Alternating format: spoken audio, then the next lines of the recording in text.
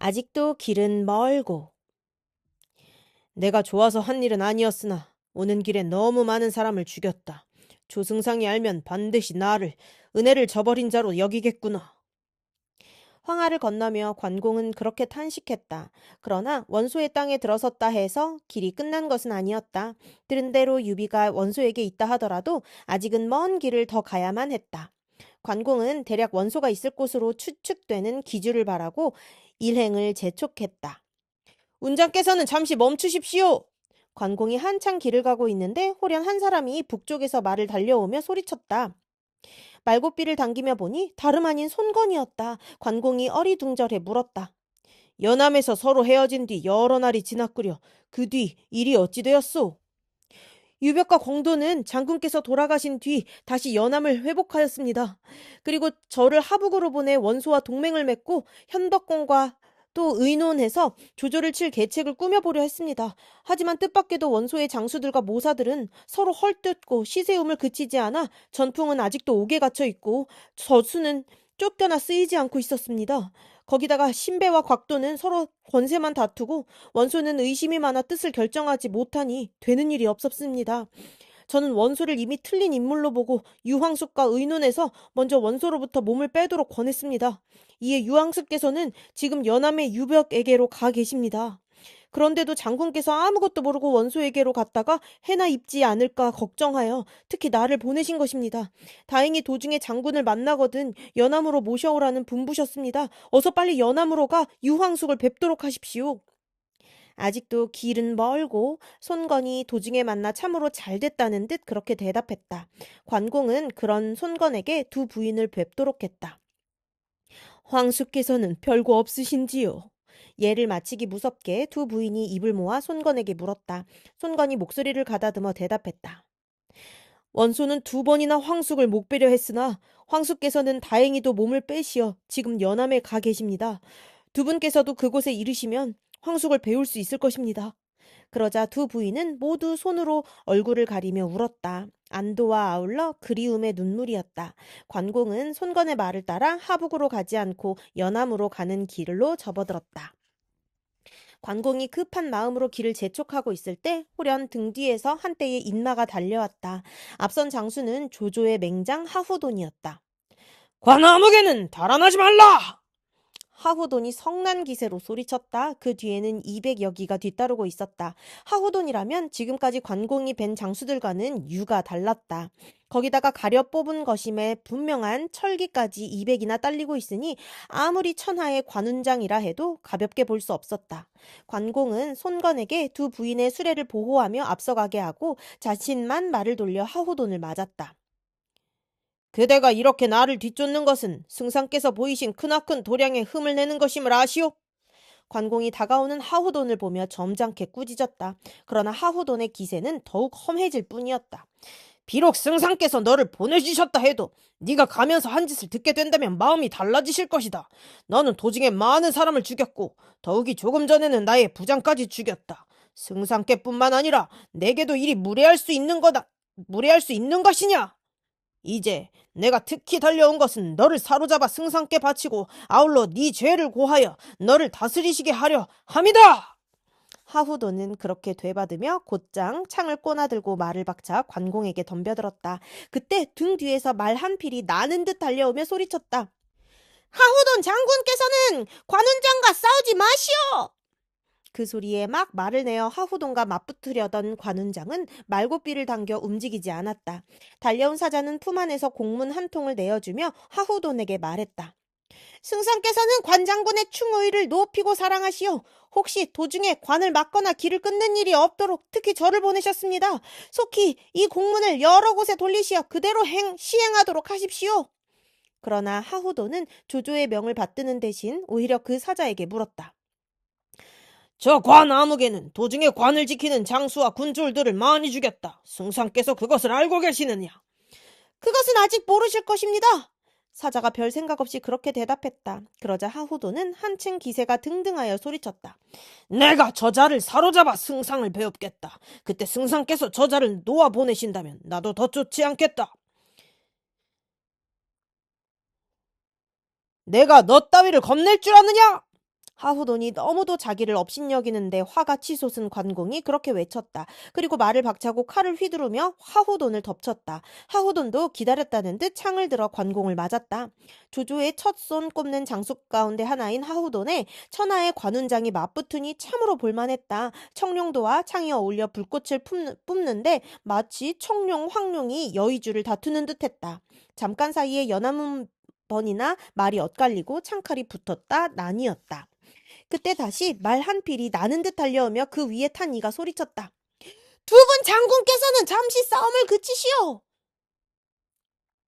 그렇다면 승상께서 관 아무개를 잡아오라는 분부라도 내리셨느냐? 하후돈이 잠시 창을 거두며 사자에게 물었다. 사자가 고개를 저으며 대답했다.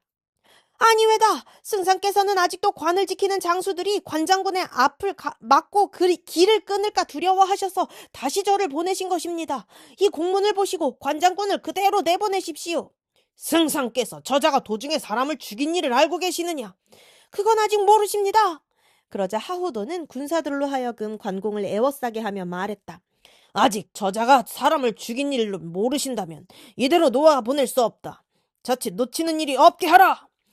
그리고 창을 다시 들어 다시 관공을 찔렀다. 노한 관공도 청룡도를 휘둘러 그런 하후돈의 창을 맞았다. 두 사람의 칼과 창이 다시 막 어우러지려 할 때 멀리서 또 말 한 필이 나는 듯 달려왔다. 운장과 원양! 하후돈의 자가 원양이에요. 운장과 원양은 잠시 싸움을 그치시오! 그렇게 외치며 나타난 것은 바로 장뇨였다. 그를 알아본 두 사람이 무기를 거두고 물러서자 장뇨가 말했다.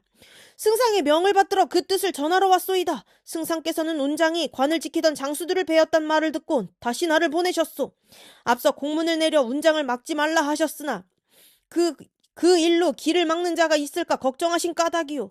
운장이 사람 죽인 일을 승상께서도 이미 알고 계시니 각처의 관해를 지키는 장수들은 누구도 운장을 가로막아서는 아니 돼요. 원양도 이제는 길을 내어주시오.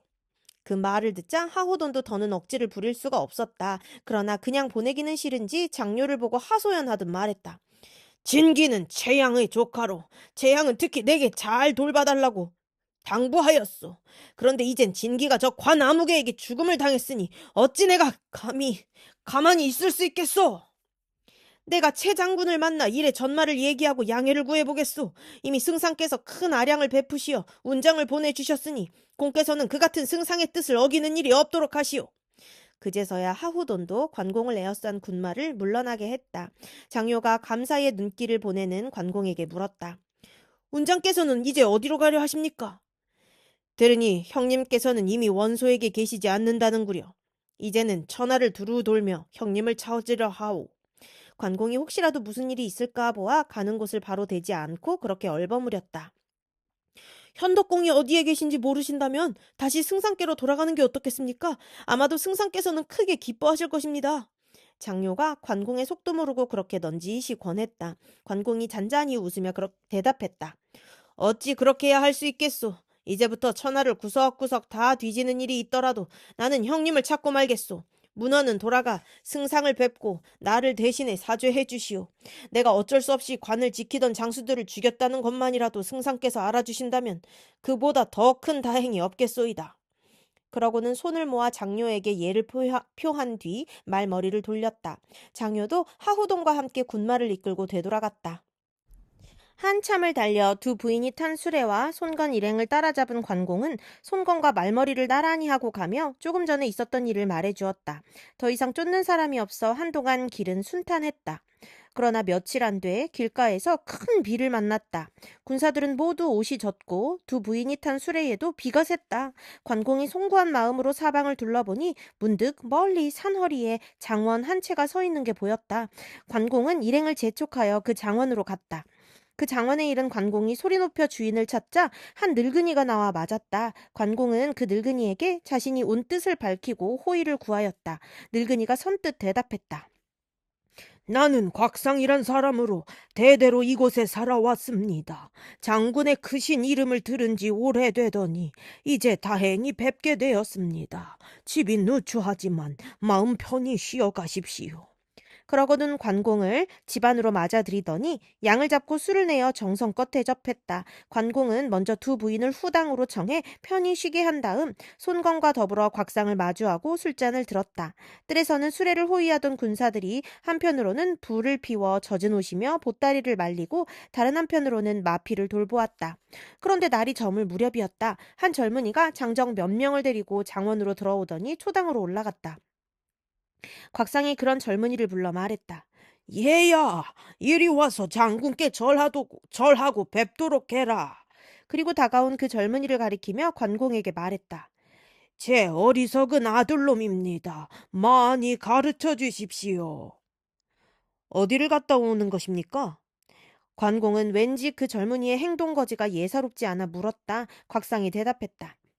이제야 막 사냥해서 돌아온 모양입니다. 그러나 젊은이는 한번 관공을 빤히 바라보고는 그대로 초당을 내려가 버렸다. 그런 아들의 뒷모습에 문득 눈물을 쏟으며 곽상이 탄식했다.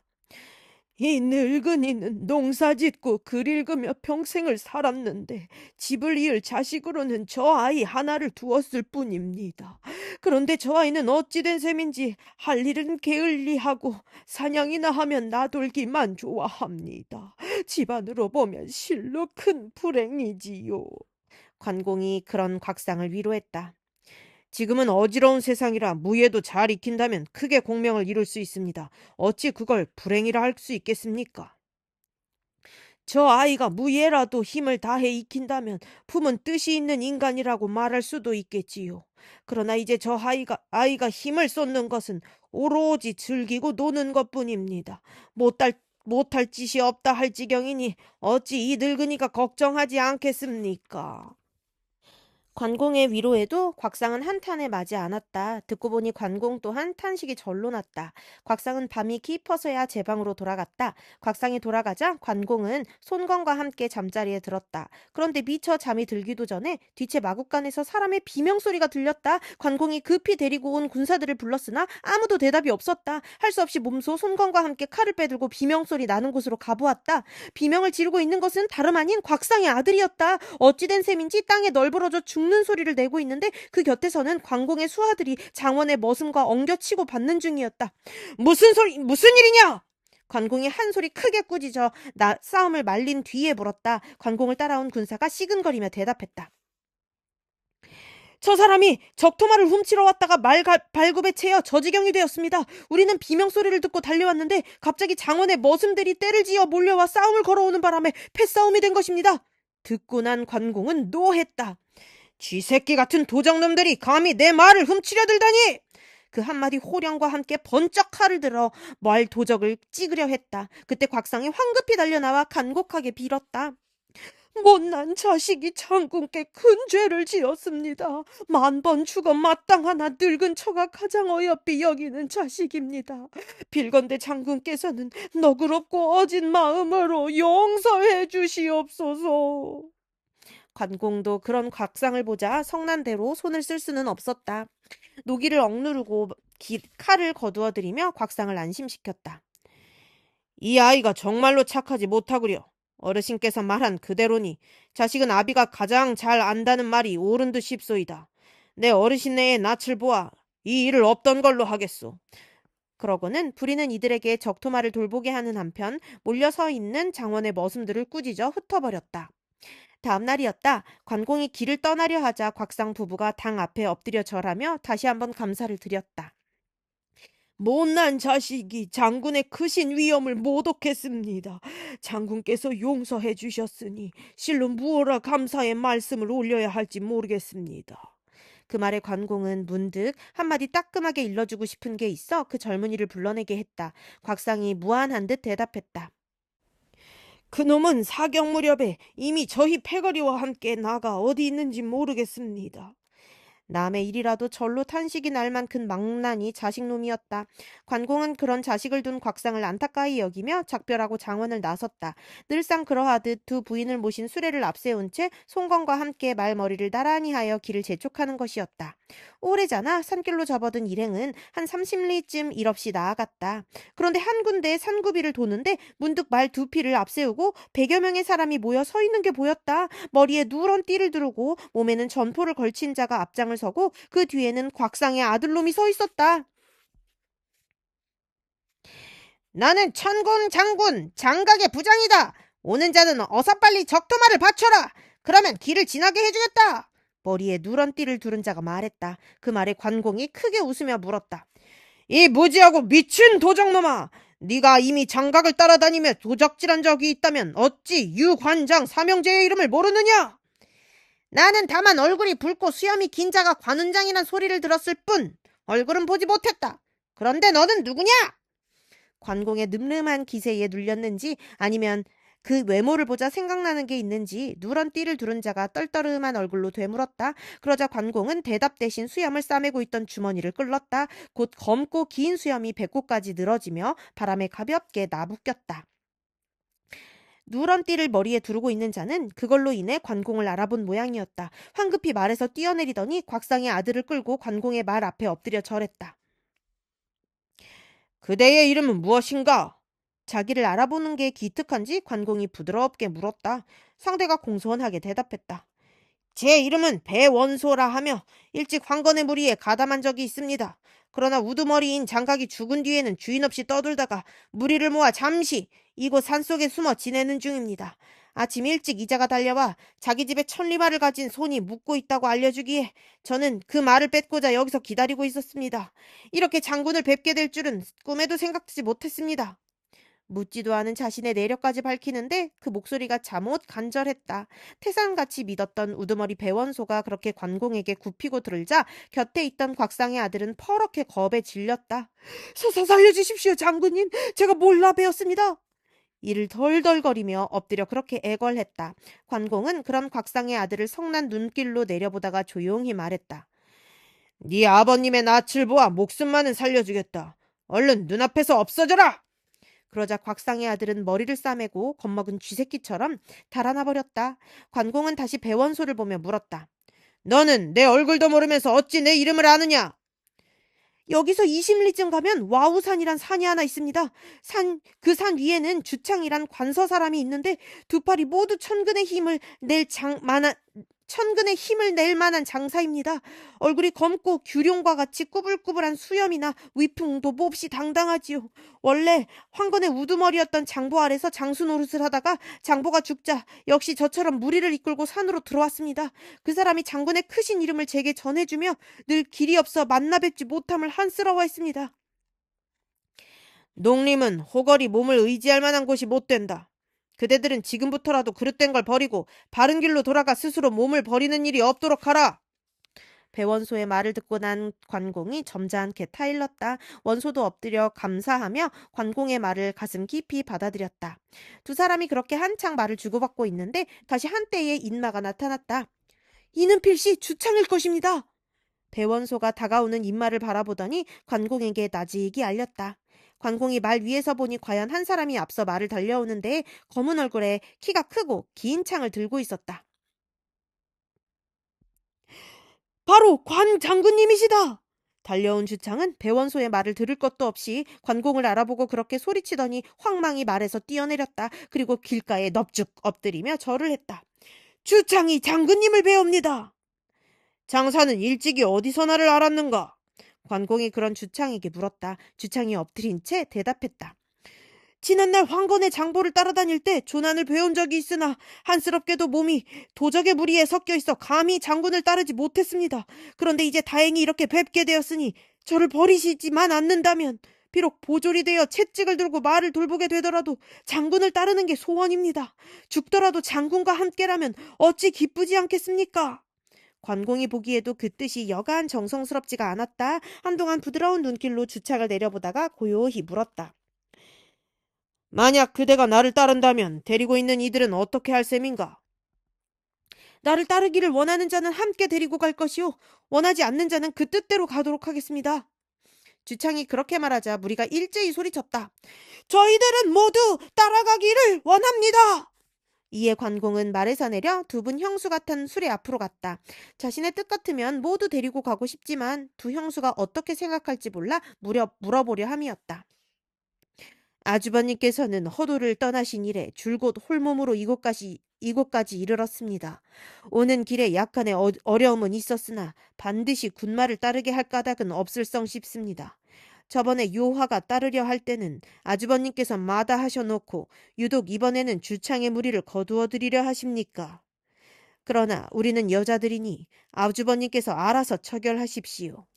간부인이 관공의 물음에 그렇게 대답했다. 아무래도 주창의 무리가 농림도당 산도적이라는 게 마음에 걸리는 모양이었다. 두 형수가 탐탁히 여기지 않음을 알자 관공은 이내 주창의 무리를 데려갈 마음을 바꾸었다. 형수님의 말씀이 옳습니다. 다음에 때를 보아 저들을 거두어 드리도록 하겠습니다. 그렇게 대답하고 수레 앞을 물러나온 뒤 주창에게 말했다. 이 관 아무개가 정이 없어서가 아니라 두 분 형수님께서 원치 않으시니 어쩌겠나. 그대들은 잠시 산으로 되돌아가 있게. 내가 형님을 찾기만 하면 반드시 그대들을 부르러 오겠네. 이 주창이 어리석고 하찮은 무리라 잘못 몸을 던져 도적이 되었으나 이제 장군을 배우니 하늘의 해를 다시 본게 된 듯합니다. 어찌 장군을 두고 그릇된 길로 되돌아갈 수 있겠습니까? 만약 여럿이 함께 따라가는 게 편치 않으시다면 수하들은 모두 배원소에게 딸려보내고 저 혼자 걸어서라도 따르겠습니다. 장군과 함께라면 말리길을 걷는다 해도 마다하지 않을 것입니다. 관공의 말을 듣고도 주창이 다시 그렇게 청했다. 그 정성을 갸륵하게 여긴 관공은 다시 두 부인에게로 가서 그 같은 주창의 뜻을 전하고 답을 구했다. 한두 사람이 따른다면야 꺼려할 게 무엇이겠습니까? 데려가도록 하십시오. 간부인도 주창의 그 청만은 들어주었다. 이에 관공은 주창을 데려가기로 하고 그의 졸개들은 모두 배 원소에게 맡겨 산으로 돌아가게 했다. 그러나 배 원소 역시 관공을 따라가고 싶기는 주창과 마찬가지였다. 관공의 영을 받고도 오히려 엎드려 빌었다. 저도 또한 장군을 따르고 싶습니다. 그런 배원소를 주창이 나서서 말렸다. 자네까지 장군을 따라간다면 이 사람들은 모두 흩어져 버릴 것이네. 잠시만 이들을 맡아 이끌고 있게. 내가 관장군을 따라갔다가 있을 만한 곳이 마련이 되면 곧 달려와 자네들을 데리고 감세. 주창이 그렇게 나오니 배원소도 어찌하는 도리가 없었다. 마음이 기쁘지 아니한 대로 졸개들을 수습하여 원래 있던 산으로 돌아가고 주창만 관공을 따라 연암으로 향했다. 그럭저럭 며칠이 지났다. 연암으로 가는 길을 재촉하는 중에 문득 저만치 산성 하나가 있는 게 보였다. 관공이 그곳 주민 한 사람을 불러 물었다. 저기가 어딘가? 저 성은 고성이라 하는데 몇 달 전 이름이 장비라고 하는 장수 하나가 수십 기를 이끌고 와서 원래 있던 현의 관리들을 내쫓고 차지했습니다. 그 뒤 군사들을 모으고 말을 사들이며 군량과 마초를 재두기 시작하여 지금은 인마만도 수천에 이르지요. 이 부근에서는 아무도 감히 맞서지 못할 만큼 세력이 큽니다. 물음을 받은 그곳 백성이 그렇게 대답했다. 그 말을 들은 관공은 크게 기뻤다. 지난날 서주를 잃은 뒤로 내 아우가 어디로 갔는지조차 몰랐더니 이제 찾았구나. 누가 여기에 와 있는 줄 생각이나 했으랴. 그렇게 감탄하고 먼저 송건을 성 안에 들여보내 자신이 온 것을 장비에게 알림과 아울러 두 형수를 맞아들이도록 했다. 장비가 고성을 손에 넣은 경위는 이러했다.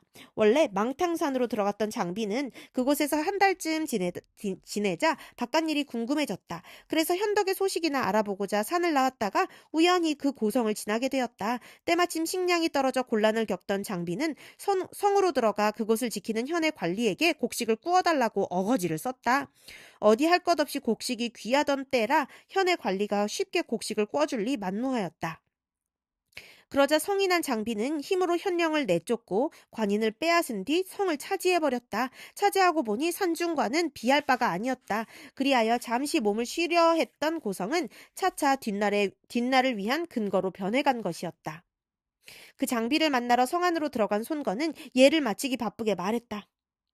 이왕수께서는 이미 원소에게서 떠나 연암으로 가셨다고 합니다. 지금 운장께서 허도로부터 두 분 부인을 모시고 이곳에 이르셨으니 장군은 어서 나가 맞아들이도록 하십시오. 장비는 그 말을 듣자 대답 한마디 없이 몸을 일으켰다. 그리고 서둘러 몸에 갑주를 걸치더니 장팔 사모를 잡고 말에 올랐다. 손건은 까닭을 알 수 없어 그런 장비가 천여 명의 군사를 이끌고 성문을 뛰쳐나가는 모습을 멍하니 보고만 있었다. 그러다가 문득 의아로운 느낌이 들었으나 장비의 기세가 어찌나 흉한지 감히 묻지 못하고 급히 뒤따를 뿐이었다. 관공은 장비가 달려나오는 걸 보자 기쁨과 반가움을 이기지 못했다. 주창에게 청룡도를 맡기고 맨몸으로 말을 달려나갔다. 그러나 가까이 다가오는 장비의 모습은 너무나 뜻밖이었다. 고리눈을 부릅뜨고 수염과 머리칼을 올로리 곤두세운 채 달려오는 품이 성이 나도 이만저만 난 게 아니었다. 거기다가 관공 곁에 이르러서는 다짜고짜 우레 같은 호통과 함께 창을 번쩍 들어 힘차게 내질렀다.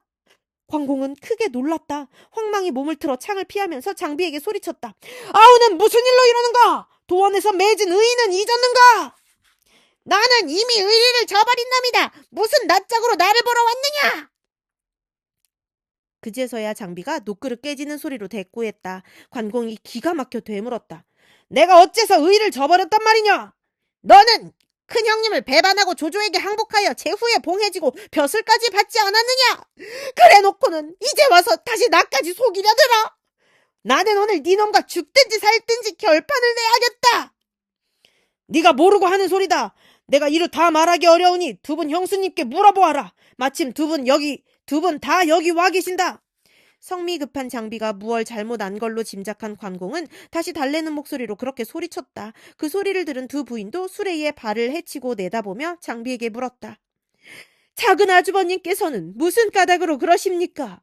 장비가 여전히 녹이 등등하여 대답했다. 두 분 형수님은 잠깐만 기다리십시오.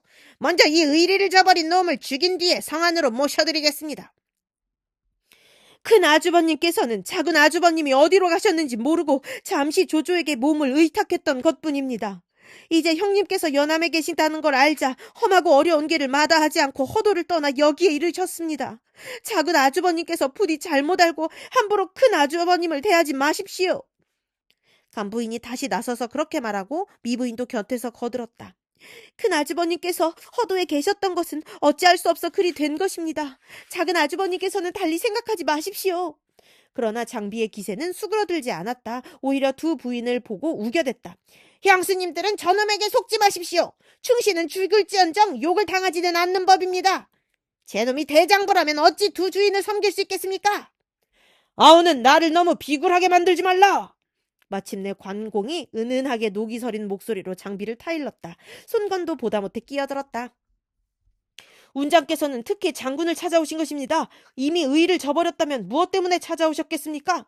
나를 속이려 들지 말라. 저놈은 좋은 뜻으로 나를 찾아온 것이 아니다. 반드시 나를 잡으러 왔을 것이다.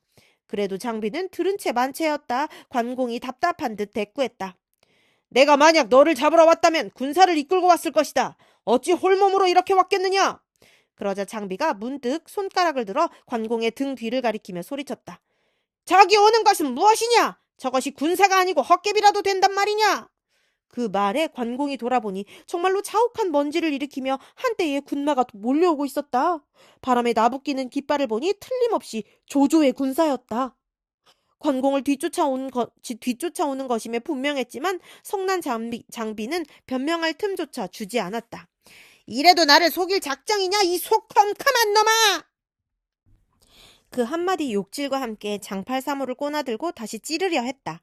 뒤따라오는 군사들의 정신이 팔려있던 관공이 그런 장비를 급히 말리며 소리쳤다. 아우는 잠깐 기다리게. 내가 오는 적장을 목베 진심을 보여주겠네. 그게 정말이라면 얼른 가서 적장을 목베 오너라. 북을 3번 치는 동안에 반드시 적장의 목을 가지고 돌아와야 한다. 그제서야 장비도 조금 수그러든 기세로 그렇게 말했다. 관공이 청룡도를 받아들고 돌아서며 응낙했다. 알았네. 기다리게. 조조 군사는 오래전에 이르렀다. 앞선 장수를 보니 다름 아닌 최양이었다. 원래 관공을 별로 두려워하지 않던 최양인데다 조카가 죽어 분이 꼭뒤까지 올라 있었다. 관공을 보자 한 소리 성난 외침과 함께 칼을 휘두르며 말을 박쳐 달려나왔다. 내 생질 진기를 죽여놓고 용케 여기까지 도망쳐왔구나. 나는 승상의 명을 받들어 특히 네 놈을 잡으러 왔다. 길게 목을 내려 이 칼을 받아라. 그러나 관공은 아무런 대꾸도 없이 칼을 들어 채양을 맞이했다. 그걸 본 장비가 손수 북채를 잡고 북을 울렸다. 겨우 첫 번째 북소리가 났을 때였다. 관공의 청룡도가 번쩍 들렸다 내려쳐지는 곳에 채양의 잘린 목이 날았다. 눈 깜짝할 새에 대장이 목없는 시체로 변하는 꼴을 보자 채양을 따라온 군사들은 얼이 빠졌다. 하나같이 무기를 내던지고 뒤돌아서 내빼기 바빴다. 관공은 그런 적군들 중 깃발을 든 졸개 하나를 잡아 물었다. 이 일은 조승상이 시킨 게 결코 아니다. 너희가 어떻게 나를 뒤쫓게 되었느냐? 채양은 장군께서 자기 생지를 죽였단 말을 듣자 분을 이기지 못해 장군과 싸우려고 하북에서 달려왔습니다. 그러나 조승상께서는 그 일을 허락하지 않으시고 연암으로 가서 유벽을 치도록 했습니다. 채양은 못마땅한 대로 승상의 명을 받들 수밖에 없었는데 뜻밖에도 도중에 장군을 만나게 된 것입니다. 붙잡힌 군사가 벌벌 떨며 그렇게 대답했다. 관공은 그 군사를 장비에게 보내어 그 같은 사실을 밝히게 했다. 장비는 다시 그 군사에게 관공이 허도에 있을 때에 있었던 몇 가지 일을 더 물은 뒤에야 비로소 관공을 믿는 기색이었다. 성 남문 밖에 연암은기가 다가오고 있습니다. 그들이 누구인지 알 수 없으니 장군께서 살펴주십시오. 장비가 쑥스런 낯으로 관공과 지난 일을 주고받고 있을 때 문득 고성에서 군사 하나가 달려와 그렇게 알렸다. 다시 의심을 일으킨 장비가 급히 군사를 이끌고 남문 쪽으로 가보니 과연 10여 기가 가벼운 활에 짧은 화살을 지닌 채 몰려오고 있었다. 그들은 장비를 알아보자마자 얼른 말에서 내렸다. 장비도 자세히 살피니 낯익은 얼굴들이었다. 바로 미축과 미방 형제였다. 급히 말에서 내려 그들의 예를 받는 장비에게 미축이 말했다. 지난번 서주를 잃고 흩어진 이래 우리 두 형제는 고향으로 가 숨어 지냈습니다. 가만히 사람을 풀어 알아보니 운장께서는 조조에게 항복했고 주군께서는 하북으로 가신 데다 간홍 또한 하북에 있다는 것이었습니다. 다만 장군만 어디 계신지 몰라 궁금하게 여겼는데 어제 우연히 길에서 만난 사람이 장군의 소식을 들려주었습니다. 성이 장씨인 장수로 모양이 이러이러한 분이 고성을 차지하고 있다는 소식으로 들어보니 장군임을 알 수 있었지요. 그래서 우리 형제는 장군을 찾아 나선 것인데 이제 다행히도 이렇게 만나 뵙게 되었습니다.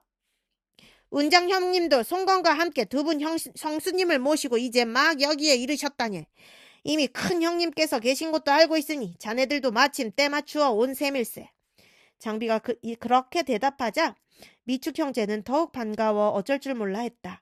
뛰듯이 관공에게로 가 만나본 뒤 누이인 미부인과 또 한 분 간부인도 절하며 배웠다. 여기서 이럴 게 아니라 안으로 드세.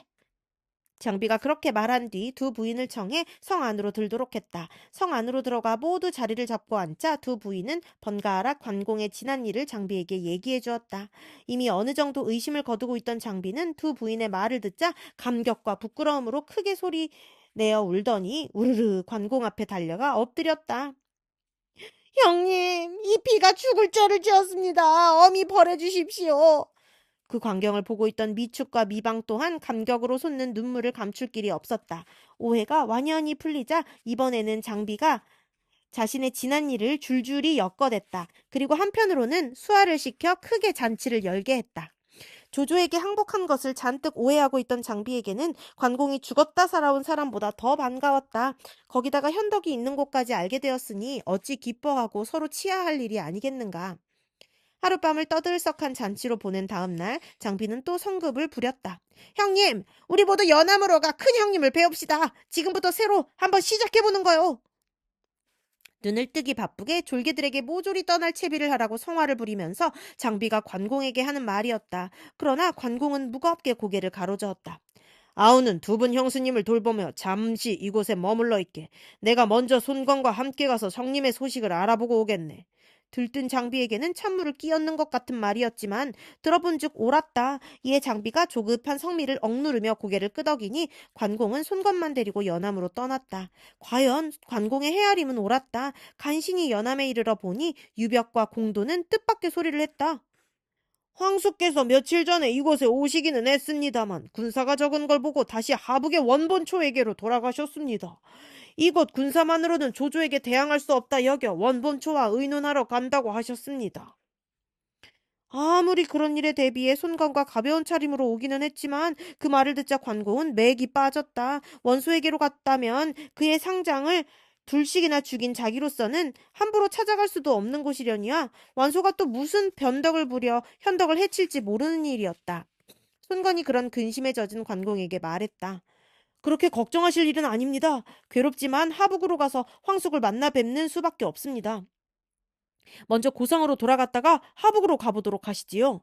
관공도 당장은 어쩌는 수가 없었다. 손건의 말을 따라 유벽과 공도를 작별하고 고성으로 돌아갔다.